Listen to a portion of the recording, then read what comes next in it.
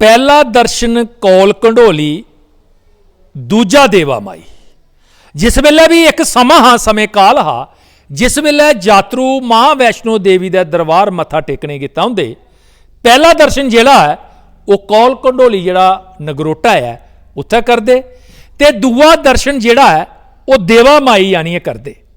भी वो अगली जिहड़ी चढ़ाई है कटरे वाली बक्खी जंदे, ते फिर मां की जिहड़ी चढ़ाई करिए मां वैष्णो देवी के दरबार पुजदे ते उत्थे अपना सीस जिहड़ा नवांदे।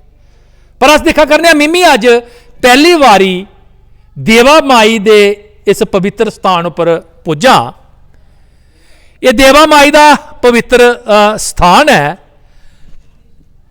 दूआ दर्शन इत्थे का हुंदा है, लेकिन अफसोस मिगी इस गल्ला दा होया कि लोकें च पता ही नहीं है कि देवा माई का मंदिर जिहड़ा है वो कुत्थे है।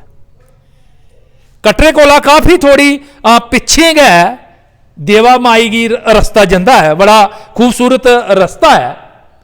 उत्थों तुस जिस वेले जम्मू शहर वाली बक्खी दा आवा दे हुंदे हो ते खब्बी बक्खी नमाई टपदे गए तुस खब्बी बक्खी जाने पौंदा है। सड़का कोला किश किलोमीटर तुस जिसलै अंदर जांदे हो ते देवा माई का जिहड़ा मंदिर है वो आउंदा है। इस वेले अस मंदिर परिसर च तुसें गी अंदर देवा माई दे दर्शन भी करवागे और पुजारी उनके कन्नै गलबात भी करगे। ये देवा माई दे मंदिर का प्रवेश द्वार है। अंदर मां जी विराजमान न, उनके दर्शन भी तुसें गी अस करागे। बख बख देवियां दे जेड़े फोटो न, जेड़ियां मूर्तियां न इत्थे स्थापित होई दियां न, और मां देवा माई की मूर्ति जिहड़ी है वो अंदर स्थापित है। पुजारी और जेड़े न वो इत्थे बैठे दे न।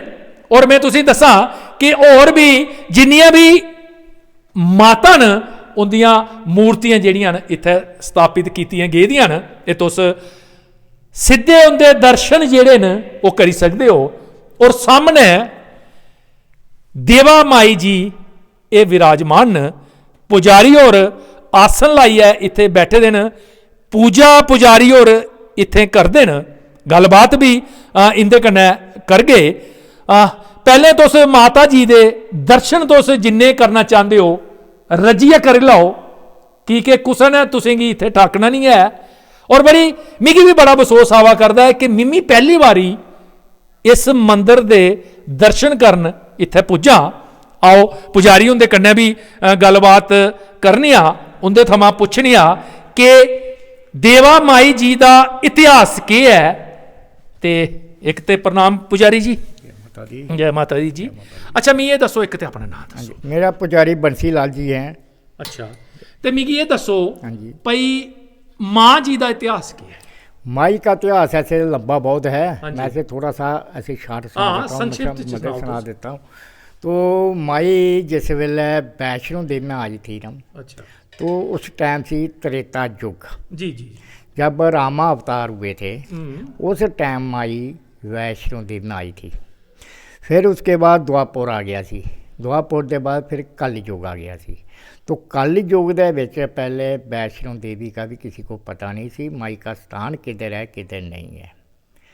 फिर हमारे बुजुर्ग सी जिन्होंने पहले वैष्णो देवी की प्रगटा पाई सी, वो उनका नाम थी बाबा श्रीधर। डोगरी सुनाओ। मतलब बाबा श्रीधर जी। तो श्रीधर ने वैष्णो देवी जब प्रगटा पाई तो श्रीधर कोई पता नहीं सी माई का स्थान किधर है किधर नहीं है जी। फिर श्रीधर ने तपस्या करना शुरू की थी, पहाड़ों में जंगलों में बैठकर वो तपस्या करते थे। जिस वेले श्रीधर की तपस्या पूरी हो गई सी, फिर खुद माई कन्या रूप विच बन के उसकी कुटिया में आ गई। अच्छा, तो श्रीधर को माई बोलती है, भगता तू मेरा स्थान देखना चाहना है, चल मैं तुझे अपना स्थान दिखाई अज। अच्छा, तो आगे आगे कन्या चलती थी, पीछे पीछे श्रीधर जी चलते थे। तो जैसी कन्या पहाड़ी चढ़ती थी तो पीछे पीछे उसने पहाड़ी चढ़ना शुरू कर दिया जी। माई जंदे जंदे गुफा के अंदर चल गए सी ऊपर दरबार दे। अच्छा, माता वैष्णो देवी हाँ दरबार के उपर। तो श्रीधर जी भी दरबार दे पहुँच गए सी। तो माई कहती है भगता ये मेरी पिंडी है, अच्छा इस पिंडी दे विच मेरा निवास ही, इस पिंडी च मैं रहनी हाँ, जे लोग भगत ऊपर दर्शन करने के जानते हैं। तो पिंडी नीचे से एक है, वो ऊपर 3 बनी हुई हैं। तो अभी बेसी आपको दर्शन करते हैं महाकाली, महालक्ष्मी, महासरस्वती। तो बेसी आपको मुख के दर्शन होते हैं, बाकी पिंडी उसके नीचे है। अच्छा तो फिर इतने जड़ा मंदिर स्थापित अभी उसके बाद आ गया। अच्छा, अच्छा अभी उसकी सुना रहा हूँ मैं इसके।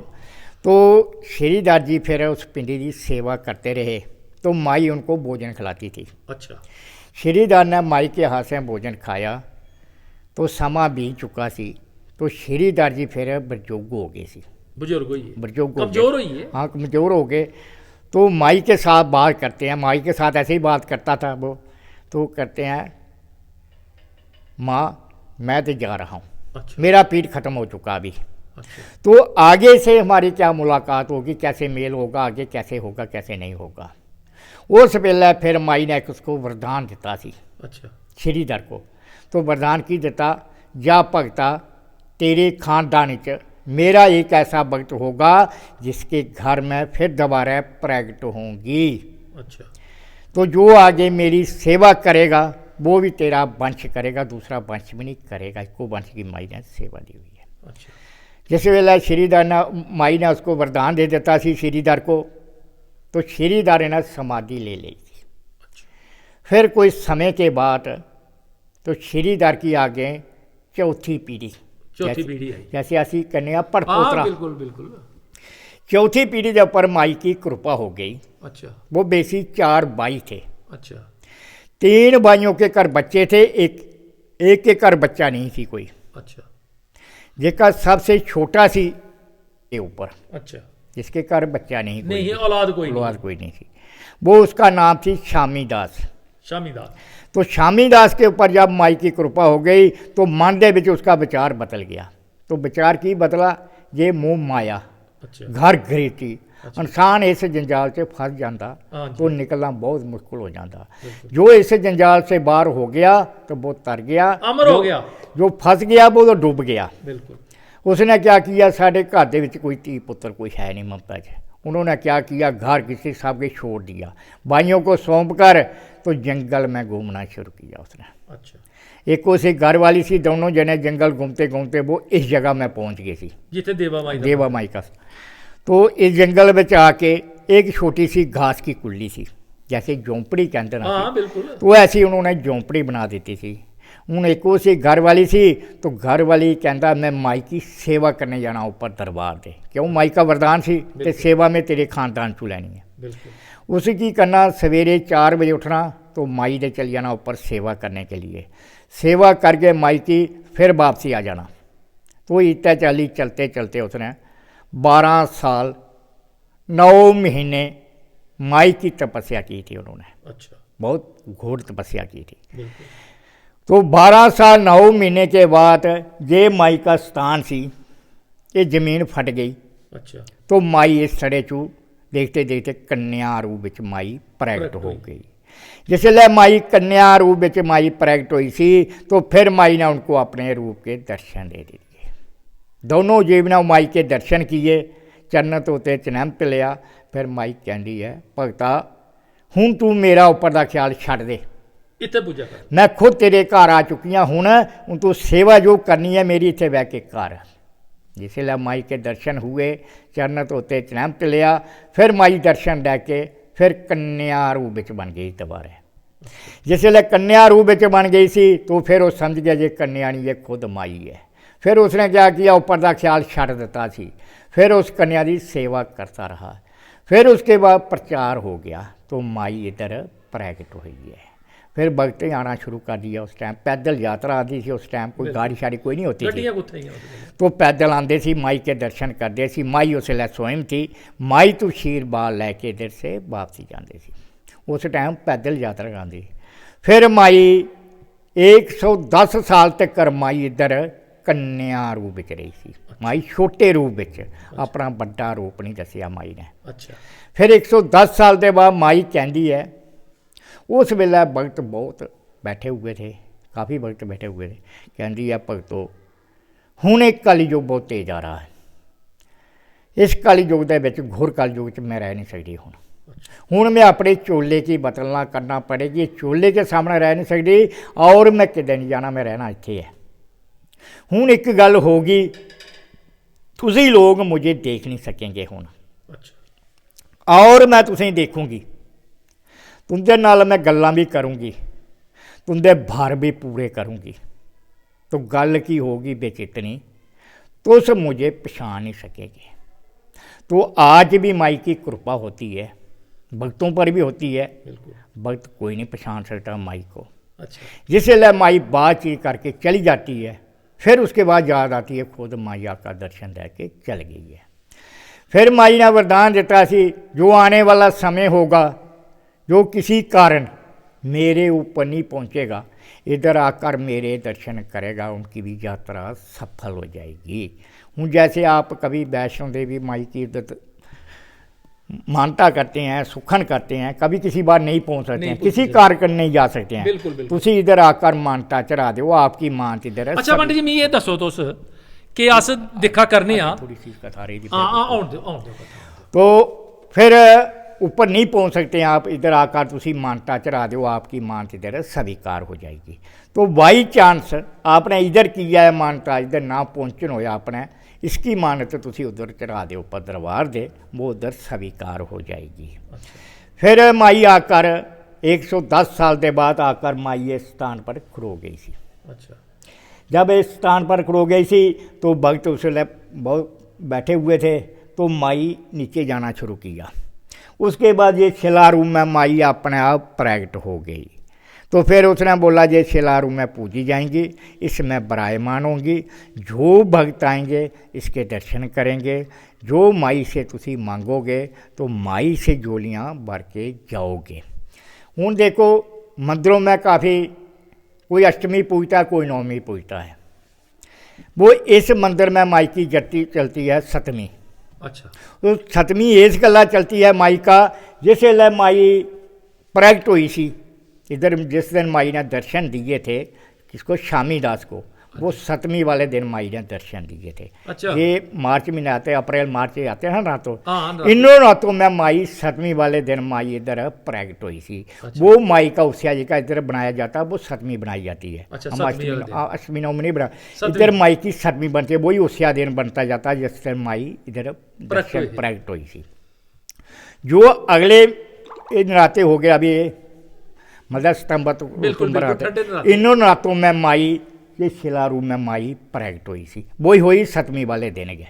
दोनों एक माई का उस्या बनाया जाता है, वो सतवीं बनाई जाती है थे माई की, वो हम अष्टमी नवमी नहीं बनाते। ऊपर माई ने श्रीधर को माई ने दर्शन दिए थे नवमी वाले दिन, वो ऊपर नवमी पूजी जाती है जैसे माई ने दर्शन, और इधर सतवीं पूजी, इधर माई की सतवीं पूजी जाती है। तो कन्या पूजन जो पहले हवन होता है, फिर उसके बाद पहले पूजना होती है, फिर उसके बाद हवन होता है, हवन के बाद कन्या पूजन होता है, फिर उसके बाद भंडारा होता है, फिर उसके माई का सत्संग होता है, माई का गुणगान, तो वो होता है सतवीं वाले दिन, वो इधर सतवीं बनाई जाती है इस मंदिर में। तो ऐसे आकर के माई इधर विराजमान। अच्छा, मैं ये दसो कि जियां कारकें च भी गाए दा बड़ियां प्राचीन सैकड़ां साल पुरानियां न कि पहला दर्शन कौल कंडोली, दूजा देवा माई। लोग सुनने च आउंदा कि जिन चिर तुस देवा माई दे दर्शन नहीं करो या कौल कंडोली नहीं करो तो तुंदी यात्रा सफल नहीं होती है। बाकी यात्रा अधूरी रह गई ना अभी। हाँ। अभी देखो पहले यात्रा निकलती थी तो जम्मू से आती थी, जम्मू से पहले कौल कंडोली में आती थी, फिर उसके बाद पीछे एक मंदिर है नाले में, पैदल यात्रा सी होती, तो उन्होंने एक मंदिर है इधर से कोई 5-7 किलोमीटर नीचे है। अच्छा। उसका मंदिर कहते हैं ओली का मंदिर है वो। अच्छा। वो माँ लक्ष्मी की मंदिर है उधर। अच्छा, वो भी बड़ा प्राचीन मंदिर है। तो उस रास्ते में होकर फिर यात्रा आती थी इधर, रात को इधर स्टे करती, इधर से फिर ऊपर जाती थी, ऊपर से आंधी पर फिर स्टे इधर करती थी, इधर से फिर वापसी यात्रा होती थी। अच्छा पंडित जी दसो, ऐसा के कारण हुई है कि मिमी अज पहले बारी इत्थै आया इस मंदिर च, हाली कि मैं जम्मू का गै रौहने वाला, अखनूर वाले इलाके का रौहने वाला, मिगी भी इन्ना पता नहीं कि एह् असें सुने दा जां भाई पढ़े दा भी है कि देवा माई का मंदिर है। के कारण है कि यात्रु इत्थै नहीं आते? यात्री हो गया, वही बात सुना, फिर अभी रोड निकल गया, वो रोड होने से यात्रा इस साइड में रह गई। अच्छा, मैं ये दसो इत्थै विकास का कोई काम नहीं होता? विकास का कोई काम नहीं। के कारण है? श्राइन बोर्ड बने दा है, बड़ा उत्थे किन्ना बड़ा डेवलपमेंट उन्हें की है, वो भी इतने नहीं आते? नहीं वो नहीं आए, कोई गवर्नमेंट का कोई लगा नहीं है इसमें। क्या पता नहीं उनकी नहीं आई गवर्नमेंट, क्या पता नहीं क्या किया बहुत बार किया, आख्या गवर्नमेंट को आज बनाते हैं जी ऐसे थोड़ा सा एक रोड सा बनाने के लिए हमने बहुत उनके लिए किया काम, तो कुछ बना नहीं हो सिर्फ मंदिर के लिए। क्यों सीढ़ियाँ कोई यात्री चढ़ सकता है, कोई नहीं चढ़ सकता। ये अपना प्राइवेट रोड बनाया हुआ हमने जो मंदिर की तरफ माई की तरफ से, अपनों क्या बनाना, माई बनाने वाली है। तो बाकी सिर्फ थोड़ा सा ये टाइल लगाई हुई है थोड़ी सी, वो भी कोई 200 फुट टाइल लगाई हुई है उन्होंने गवर्नमेंट अफसर पर, लेकिन अभी पंचायत वाले उन्होंने। अच्छा। बाकी कुछ काम नहीं किया इस मंदिर के, डेवलपमेंट कोई नहीं किया। जियां मैं पहला गल की है कि देवा माई का मंदिर बड़ा खूबसूरत और बड़ा इतिहासिक और पवित्र स्थान है। माई देवा माई इत्थे तुंदे सामने विराजमान और आपूं इत्थे ये जिहड़ी मूर्ति है शिला रूप इत्थे प्रगट होई दियां न। पर दिखने च आउंदा है कि यात्रा तो होंदी है, यात्रु भी आउंदे न, पर कुदै ना कुदै कोई ना कोई कमी रवा करती है कि लोकें गी इस देवा माई दे पवित्र स्थान दे बारे च, इस मंदिर दे बारे च अजे तक पता गै नहीं है। जिन्ने भी यात्रु आउंदे न वो सीधे जम्मू दा या तो रेला पर आउंदे न ते सीधे कटरिया मां दे दरबार पुज्जी जंदे न। हुण ते जिहड़ी हैलीकॉप्टर सेवा है वो सीधे जम्मू वाला जिहड़ा हवाई अड्डा उत्थों सीधे डुआरी भर देंदे झांसी सत पुज्जी जंदे न। पर देवा माई दा मंदिर बड़े घट कोई टामे जिहड़े यात्रु न इत्थै आउंदे न। और खास तौर पर जम्मू दे जिहड़े लोक न उनेंगी भी मैं ये गुजारिश करूँगा कि देवा माई का मंदिर पवित्र स्थान जिहड़ा है इत्थे विराजमान है। देवा माई आपूं इत्थे शिला रूप विच विराजमान न। इसका प्रचार प्रसार जिहड़ा बड़े पैमाने पर होना चाहिए। और जिहड़ियां भी सरकारां न या जिहड़े मंत्रालय जिहड़े बनाए गए न उन्हें भी चाहिए है कि इस पवित्र थारा दे बारे च भी लोकें की जागरूक करना चाहिए, ताकि उनकी जिहड़ी यात्रा है कि बड़ी बड़ी दूरा तक देशे विदेशें च जिहड़े यात्रु न मां वैष्णो देवी के चरणें च सीस नवान आउंदे न, वो भी इस पवित्र थारा पर आउण और मां दे दर्शन करन, मां दे दीदार करन, मां दे चरणें च अपना सीस नवान और अपनियां मनोकामना जिहड़ियां न वो पूर्ण करन।